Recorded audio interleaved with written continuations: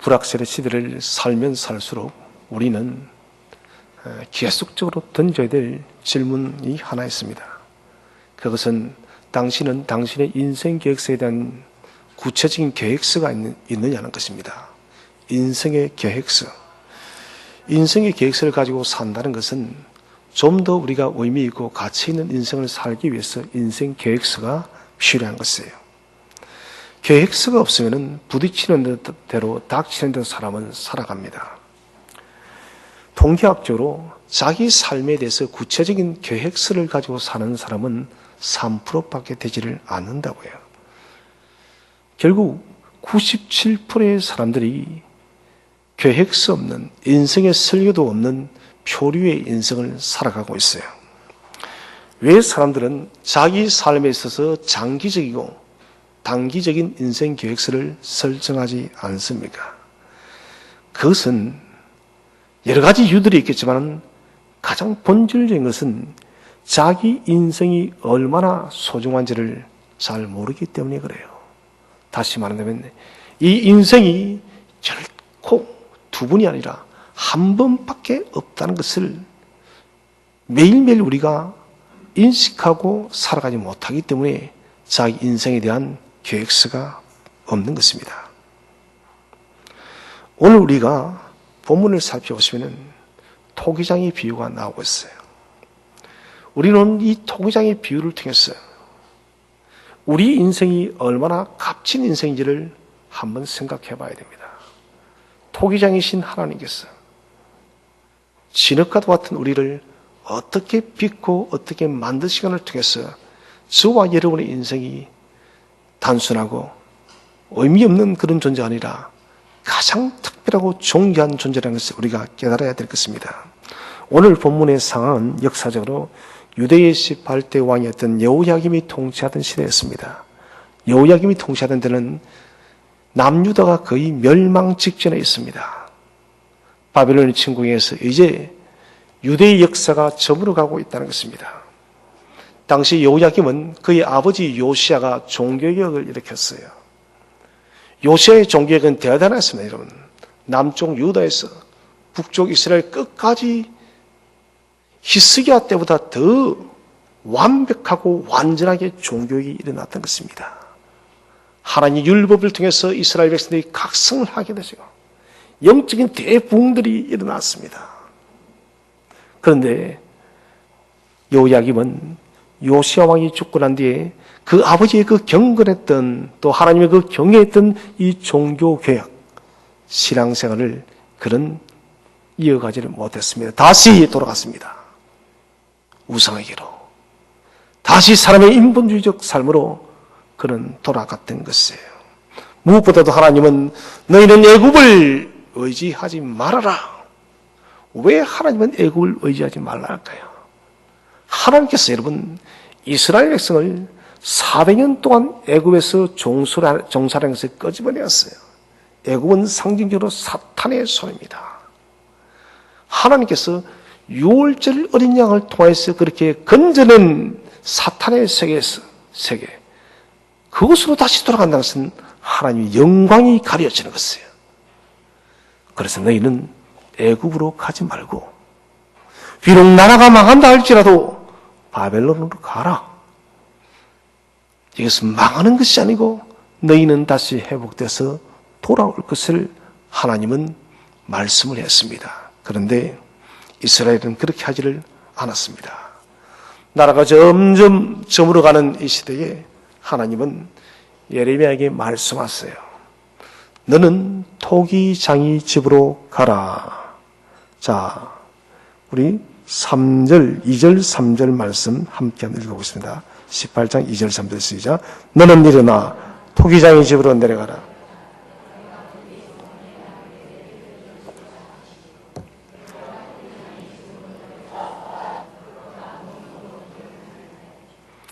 하나님께서 느닷없이 토기장의 집으로 가라고 하고 있어요. 지금 예레미야는 여러분 가슴이 삶이 완전히 무너졌습니다. 예레미야의 선지자의 별명이 여러분 눈물의 선지자입니다. 그의 눈은 여러분 눈물이지 말할 길이 없습니다.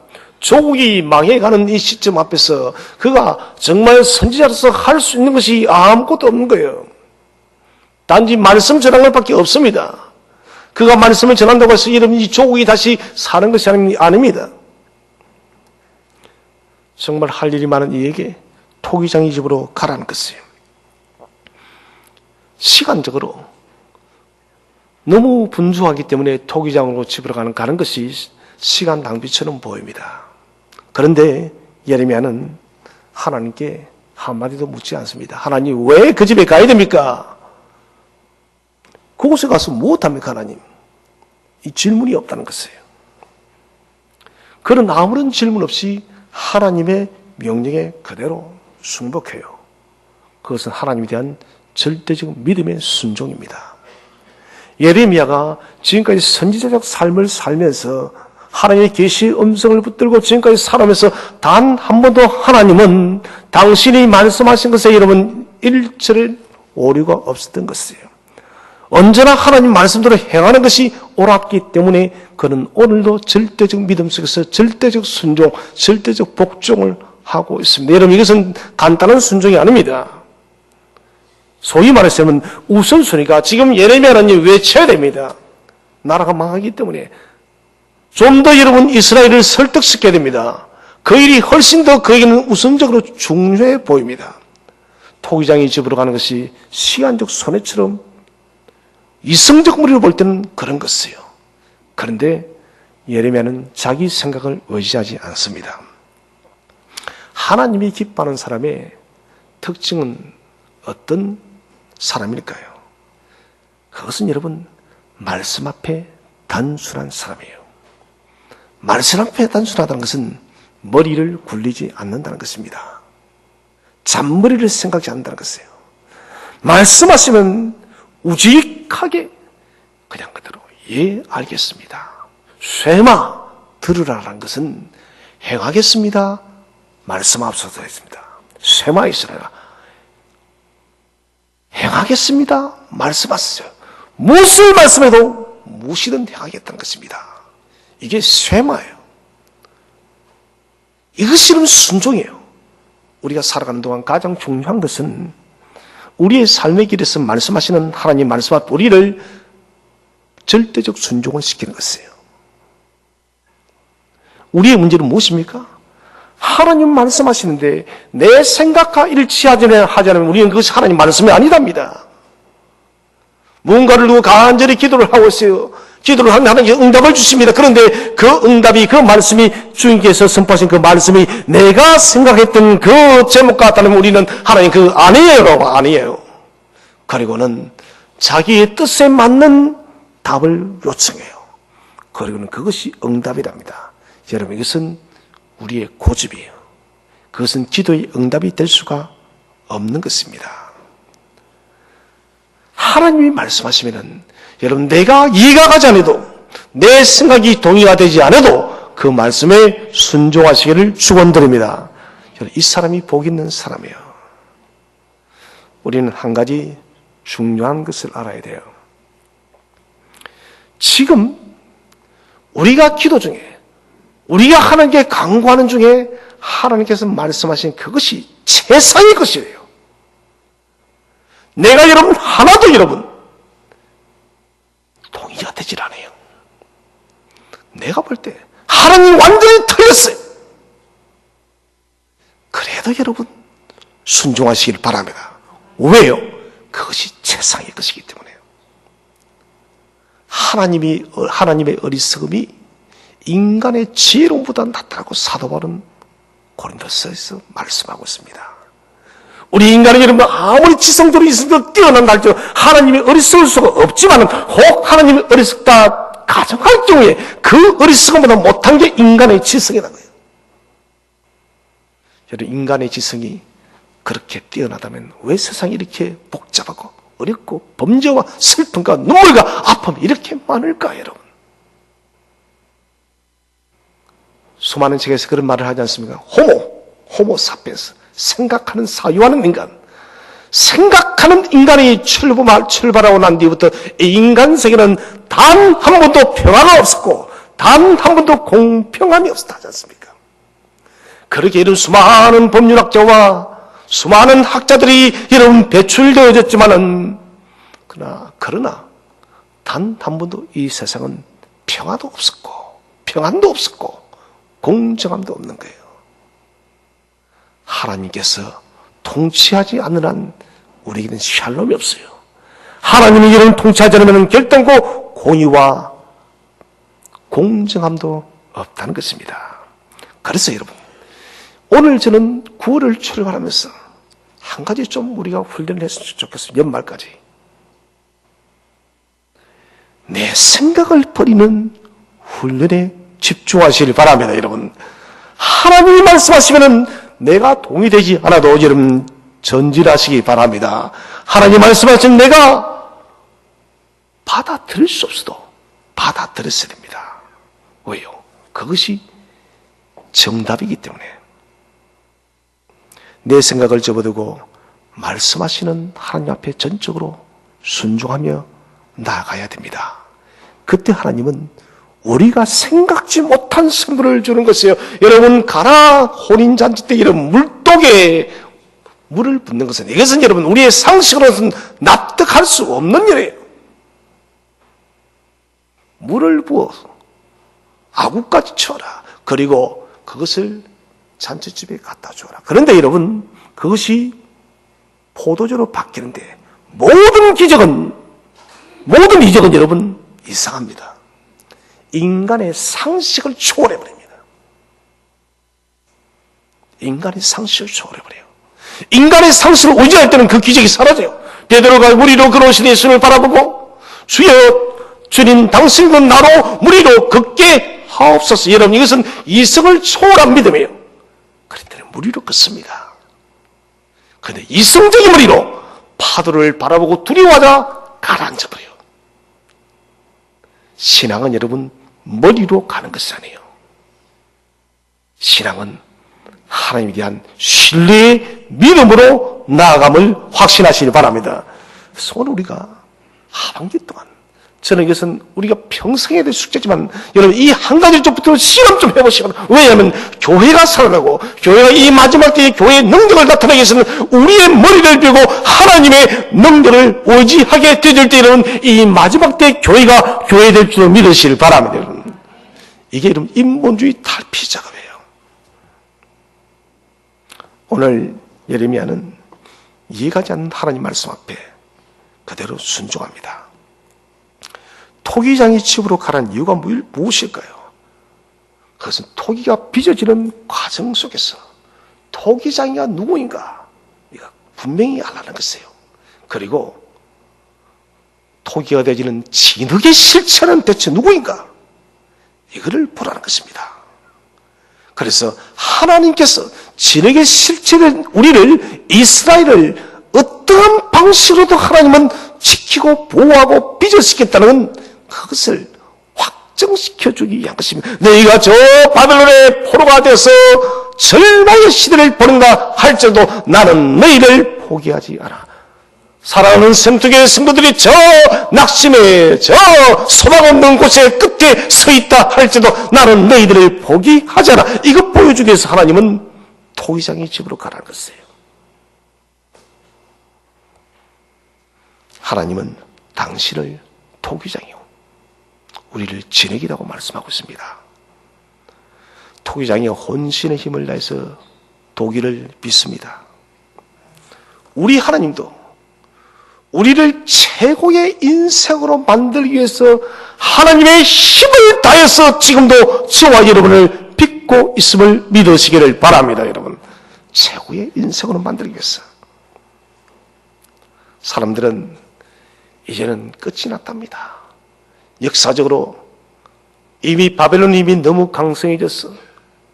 나라에 이런 빛이 보이질 않습니다. 그래서 모두 이제는 끝이 났어. 이제는 망했다. 이제는 더 이상 소망이 없다라고 말을 합니다. 요즘에 여러분 사람들은 그렇게 말을 해요. 한국교회는 이제는 끝이 났다고, 한국교회는 더 이상 비전이 보이지 않는다고, 한국교회는 이렇게 주저앉는다고, 더 이상 교회는 부흥이 없다고, 더 이상 교회는 자라지 않는다고 그렇게 말을 합니다. 다음 세대가 희망이 없다고 말을 NO! 천만에요. 하나님은 죽었던 것도 다시 살릴 줄로 믿으시기를 바랍니다. 여러분, 하나님 죽은 것도 살리는, 그는 인간의 머리로 평가하는 거예요. 교회가 교회되면은 주님께서 역사할 줄로 믿으시기를 바랍니다. 여러분, 다시 교회 회복이 필요한 거예요. 하나님은 오늘 토기장의 집에서 말씀하십니다. 아니, 끝나지 않았어, 예레미야야.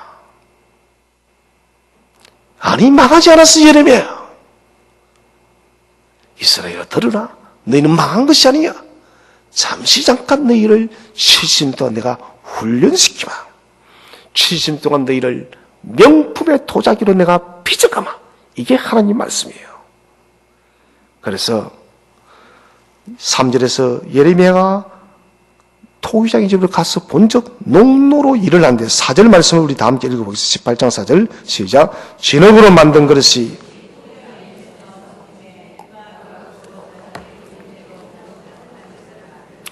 자, 토기장이가 농로 위에서 토기를 빚고 있어요. 농로는 옛날 독이 빚는 기구인데 무슨 수레처럼 생겨서 발을 가지고 페달을 밟으면 그것이 윙윙 돌아. 옛날에 여러분 영화 사랑과 영혼인 거 그거 보면 기억나시죠? 빙글빙글 도는 거 여러분. 아주 낭만적인 장면. 지금 낭만적인 광경이 아니에요. 토기장이가 짐을 진 듯하게 지금 페달을 밟으면서 토기를 빚고 있는 것입니다. 자, 농로 위에 놓인 것이 진흙이 됐습니다. 진흙은 생명이 없습니다. 진흙 자체는 생명이 없어요. 진흙이 생명을 가지기 위해서는 여러분 도기공이 토기로 빚게 되어질 때, 도자기로 완성되어질 때 그때서 생명이 있는 것입니다. 사람도 여러분 생명이 있는 존재가 아닙니다. 하나님께서 여러분 아담을 만드실 때 진흙으로 빚어놨으면 이런 생명이 있습니까? 없습니까? 없어요. 그 코에 무엇을요? 생기를 불어넣었을 때 그때서 아담, 사람이 되는 거예요. 생기를 불어넣었을 때 그때서 사람이 되는 거예요. 토기장이는 생명 없는 이 진흙, 마치 에스겔 골짜기의 마른 뼈도 같은 저와 여러분을 바라보면서 토기공은 혼신의 힘을 다해서 그 진흙을 마른 뼈를 부수고 또 빚고 있다는 것입니다. 생명을 불어넣기 위해서. 진정한 도예가는 대충의 일이 없어요. 언젠가 TV에서 도기공이 도자기를 굽는 것을 봤습니다. 그런데 깨지는 것이 훨씬 더 많은 거예요. 이런 거 봤을 거예요. 저는 끝에 깰 때만 어이구 저거 아까워라.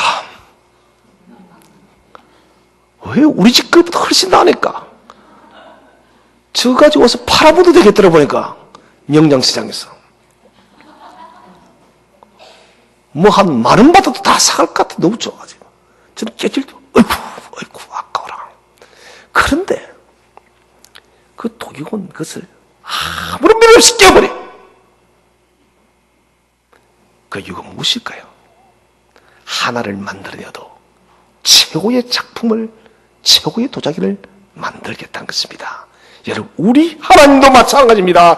당시의 성에 지력되어진 우리를 여러분 다시 반죽을 할 때 하나님은 생각하십니다. 내가 이번에는 최고의 성도를 만들어낼 거야. 최고의 그리스도를 만들어낼 거야. 최고의 제자로 만들어낼 것이라고 하시면서 주님은 우리를 빚고 있음을 믿으시기를 바랍니다. 여러분, 하나님은 저와 여러분을 최고의 글작품으로 만들기를 원하는 것이에요. 그래서 몇 번이고 부수고 또 부수어서라도 최고의 믿음의 사람으로 만들겠다. 최고의 제자로 만들겠다는 거예요. 그래서 4절에 말씀하십니다. 4절 말씀 다 함께 다시 한번 읽어보겠습니다. 시작. 진흙으로 만든 그릇이 토기장의 손에서 터지매 그가 그것으로 자기 의견에 좋은 대로 다른 것을 만들더라. 토기장이가 토기를 만들고 있는데 토기장이가 생각한 만큼 그릇이 만들어지지 않습니다. 이때 부숴버렸습니다. 자, 토기장의 손에서 터지매, 이 터진다는 이 말씀을 정확하게 분석을 해보면 애초부터 진흙이 좋지 않았다는 거예요. 뭐가 안 좋다고요?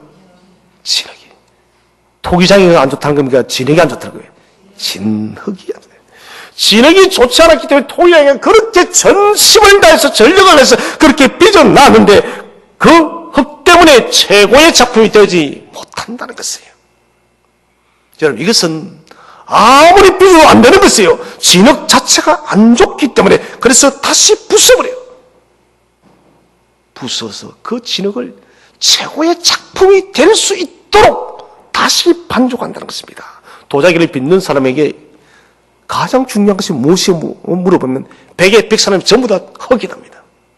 그래서 도기공들은 좋은 흙을 찾아서 전국을 다니는 거예요.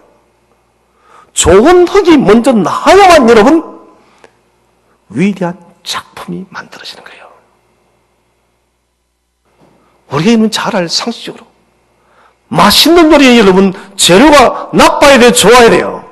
이거 묻는 제가 미안해요. 바보 축군지 제가.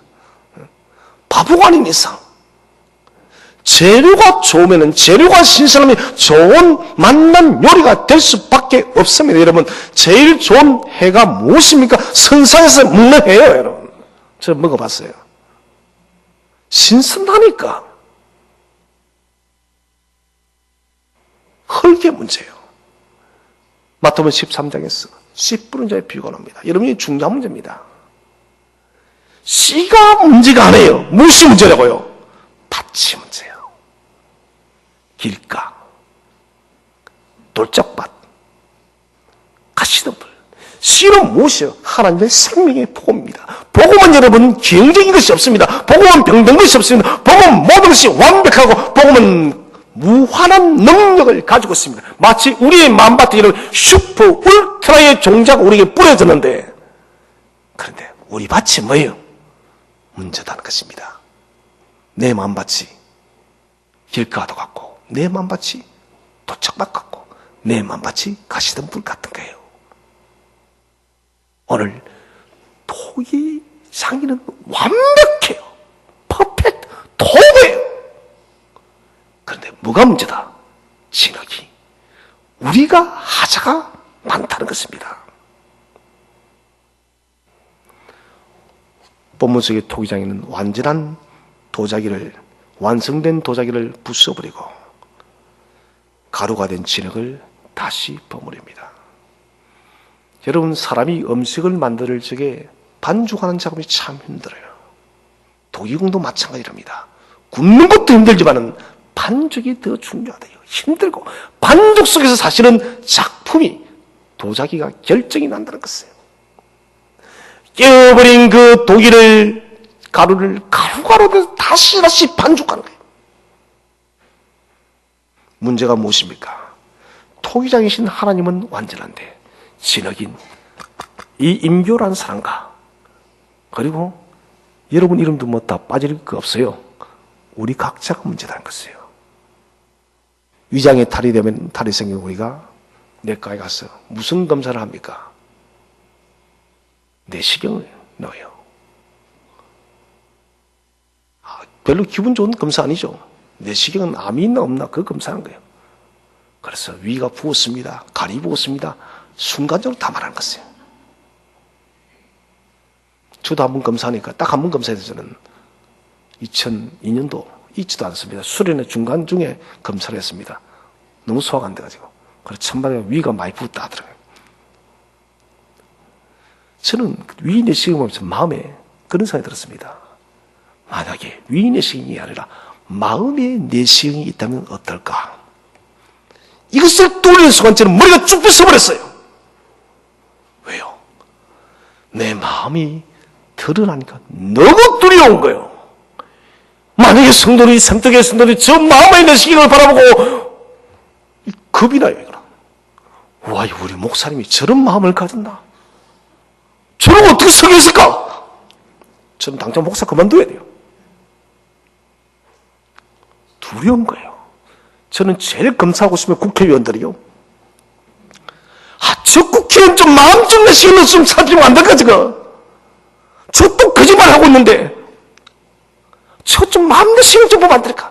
여러분, 우리의 마음에, 만약에 마음을 보는 내시경이 있다면 과연 여러분 또 뜻한 사람이 대체 누가 있겠습니까? 아마도 여러분 마음의 내시경이 있다면 우리들 스스로가 제일 먼저 졸도할 거예요. 여러분, 목숨 끊은 사람 천지 날렸어요. 나의 전부 다 금사에 와서 당신의 마음 내신 금사한테 부끄러워서 먼저 죽어버릴게요. 아마 저도 그럴 것 같아요. 부끄러웠어. 그런데 우리 하나님은 마음의 내시경을 가지고 우리를 보고 있어요. 우리는 마음의 내시경이 있다면 그것을 가지고 사람을 평가하고 비판하고 죽이지만, 그러나 주님은 당신의 마음의 내시경을 가지고 우리를 바라볼 때 죽이는 것이 아니라 다시 살리시는 분이심을 믿으시기를 바랍니다. 우리를 바라볼 때 참으로 고통을 토해낼 수밖에 없지만 주님은 도와주시는 분이 아니라 그것을 감싸시고 십자가의 보혈로 덮었음을 믿으시기를 바랍니다. 여러분, 이게 은혜입니다. 우리는 알아야 됩니다. 우리는 세상의 진흙이 아니에요. 가장 문제 많은 진흙덩어리입니다. 그래서 하나님께서 다시 우리를 부수고 다시 우리를 반죽해, 여러분 못한 것이 있다면 죽게 내려놓으시기를 바랍니다. 인생이 대체 무엇이에요? 이번 주 우리 이은순 집사님이 세상을 떠났어요. 늘 함께 신앙생활 하던 분이 세상을 떠나니까 목사 마음이 참 그래요. 입관을 할 때 우리 장로님들과 집사님 함께, 권사님들과 함께 입관을 지켜봤습니다. 단 한 모습에 예쁘게 우리 집사님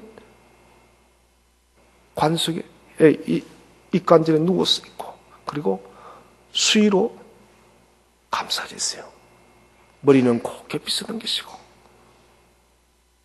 제가 그것을 보면서 인생은 이렇게 빈손으로 가는데 우리는 육체를 잠시 빌려 쓴다는 것이에요. 길게는 100년이요. 작게는 이런 더 훨씬 짧는 거예요. 주의 종의 영혼은 낙원에서 안식하고 있음을 믿으시기를 바랍니다. 여러분, 안식하고 계시고 껍데기는 그대로 남아있는 거예요. 그렇게 썩어지면은 가루가 되는 것입니다. 그거 보면서 내 몸을 잘 사용해야 되겠다.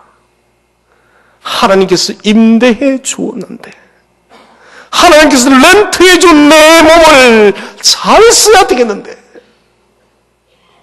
여러분, 우리는 벗어나는 거예요. 하나님께서 우리의 몸을 여러분 임대해 준 것은 평가하기 위해서 그래요. 너 이 땅 사는 동안 내 뜻대로 좀 살아봐. 그러니 내가 네게 이 몸을 임대하니, 주님 주실 때 이러면 그냥 주는 게 아니라 최고의 몸을 주는 거예요. 우린 최고의 몸을 가지고 이 땅을 살아가는 거예요. 그리고는 주님께서 부르시면은 우리가 빌렸었던 육체의 몸은 벗어버리고 우리의 영혼이 낙원 속에 안식을 취하다가 주님께서 다시 재림하시면 우리가 영광 중에 몸과 영혼이 함께 부활체로서 변화되어지는 것입니다. 사랑하는 성도 여러분, 우리가 빌려 쓰는 육체의 몸이라면 이제는 잘못되지고 못한 것이 있다면 죽게 내려놓고 다시 우리를 하나님 앞에서 출발하시기를 바랍니다. 이게 복입니다. 인생의 토기는 아름답고 존귀하게 쓰여져야 됩니다. 우리 인생은 아무렇게나 취급될 수 있는 존재가 아니다는 것입니다. 하나님은 우리에게 끊임없이 기회 주기를 좋아하세요. 우리가 할 일은 농로 위에 그냥 우리를 내려놓는 것입니다. 여러분, 농로 위에 내려놓는 것은 뭡니까? 엎드리는 것이요. 오늘 아침에 키웠더니 시편 기자 뭘 앞에 나는 가난하다고. 물질이 가난이 아니에요. 영적인 가난입니다. 나의 내면을 바라보니, 나를 바라보니 나는 죄의 투성이 하나님의 긍휼 없이는 살 수 없는 그런 자다는 것이에요. 그래서 나는 가난하니 주님 나를 도와달라고 주님 앞에 그냥 납작 엎드리는 거예요. 바라크란 말이 축복이에요. 축복이라는 뜻은 여러분 납작 엎드린단 말입니다. 납작 엎드리게 될 때 우리는 주님의 위로를 받고 주님의 은혜를 받고 납작 엎드릴 때 우리를 비우게 되지고 하나님의 영으로 채우는 거예요. 하나님께서는 우리가 농로 위에 납작 엎드릴 때 우리를 다시 어루만지는데 이 일을 번거롭게 생각지 않습니다. 사랑하는 내 아들과 내 딸이 지금 나의 손안에 다시 왔구나. 그래, 내가 또다시 어떻게 너를 한번 빚어볼까? 이전보다 좀 더 낫게 내가 너를 만들어 볼게 하고 주님 우리를 만드시는 거예요. 이게 성화예요, 성화. 여러분, 이 시민 삼성 예수 믿어도 내 삶 속에 여러분 신앙의 변화들이 없다는 것은 죄송하니 우리를 하나님의 농로의 손에 우리를 내려놓지 않는다는 것입니다. 나는 믿음이라도 그 믿음 아니에요, 여러분. 믿음 아니에요. 하나님 믿는 것 아니에요. 하나님 믿는다면 과감하게 자신을 드리는 사람이에요. 지금 가장 필요한 것은 문제투성이 나의 모습을 새롭게 창조해달라고 주께 나를 맡기는 것입니다. 같이 한번 인사합시다. 주님께 나를 맡깁시다. 주님, 나를 새롭게 창조하소서. 여러분, 그렇게 돼야 돼요. 특별히 우리가 9월부터 12월까지 좀 그렇게 됐으면 좋겠습니다. 왜 이게 중요하냐? 2019년도에 우리 sem터교회 저는 개척자의 마음으로, 개척의 마음으로 좀 출발하고, 우리 교회는 개척교회이다. 아침에 생각하니까 새벽에, 근데 우리 개척교회는 너무너무 좋습니다. 교회가 있고, 건물이 있고, 성도가 있고, 모든 것이 구비되어진 개척교회예요, 여러분.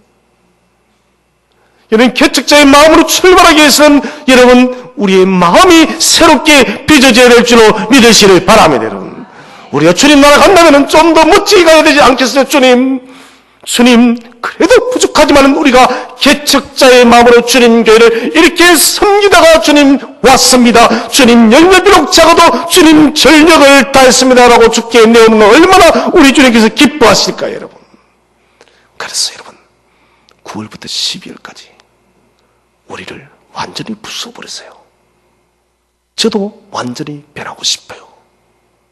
새 사람으로 전심전력 다해 생명 다기까지 주님 교회를 그렇게 세워나가고 싶다는 것이죠. 그래서 우리 2019년은 아직 4개월 남았지만 개척교회 같은 마음으로, 아니 개척교회가 되어진 마음으로 개척교회로 출발할게요. 그렇게 해야만 우리가 여러분 교회를 교회답게 만들어가는 것입니다. 독수리가 더 빨리, 더 쉽게 하늘을 날기 위해서 극복해야 될 제일 큰 문제는 공기예요. 공기는 독수리가 나는데 가장 큰 방해거리가 되어집니다. 여러분, 공기를 없애면 독수리가 잘 날 수 있겠습니까? 그건 바보 같은 질문이에요. 공기가 없으면 사람이 진공 상태 되죠. 독수리는 그대로 추락해버립니다. 공기는 독수리가 난데 가장 큰 방해가 되는 동시에 독수리가 날기 위해서 반드시 있어야 하는 것입니다. 지금 전화를 누가 받고 있습니까? 저기 좀 뒤에 좀 밖에 나가서 이야기를 해주세요. 예배 시간은 전화기를 다 끄는 것이에요.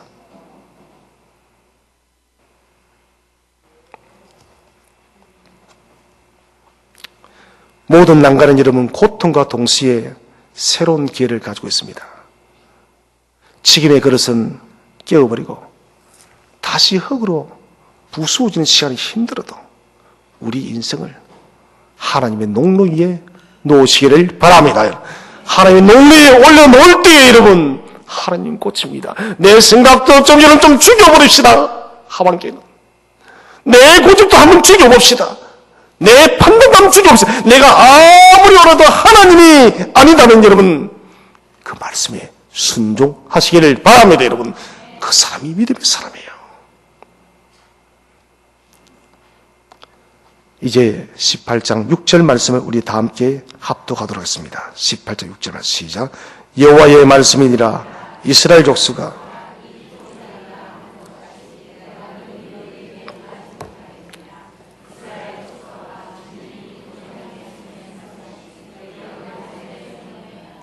자, 이 속에 6절 말씀은 하나님의 주권적 선포가 나타납니다. 무슨 말입니까? 하나님이 우리의 주인이라는 것입니다. 이스라엘 족속아, 이 토기장이 하는 것 같이 내가 너희에게 너희 하지 못하면 토기장에 마음대로 부수고 다시 빚듯이 나도 너희 이스라엘 우리 생태계 저와 여러분의 주인이 우리 하나님이시다는 것이에요. 우리는 주님의 것이기 때문에 우리는 주의 영광을 위해서 살아야 됨을 믿으시기를 바랍니다. 하나님의 영광을 위해서 우리를 만든다는 것은 우리 인생을 가장 빛나게 사용하겠다는 것입니다. 저는 저와 여러분이 하나님의 영광을 위해서 가장 빛나게 사용되기를 축원을 드립니다. 고단한 인생을 붙들고 살지 마십시오. 하나님의 농무 앞에 우리를 내려놓으시길 바랍니다. 그러면 이런 막혔던 일들이 풀어지게 되집니다. 우리 인생을 새롭게 출발할 수 있습니다. 역대하 26장 5절 말씀을 다 함께 합독하도록 하겠습니다. 시작. 하나님의 묵시를 밝게 하는 스가랴가 사는 날에 하나님을 찾았고 그가 여호와를 찾을 동안에는 하나님이 형통하게 하시더라. 자, 하나님을 찾는 것. 스가랴가 하나님을 찾았을 때는 형통하게 하시더라.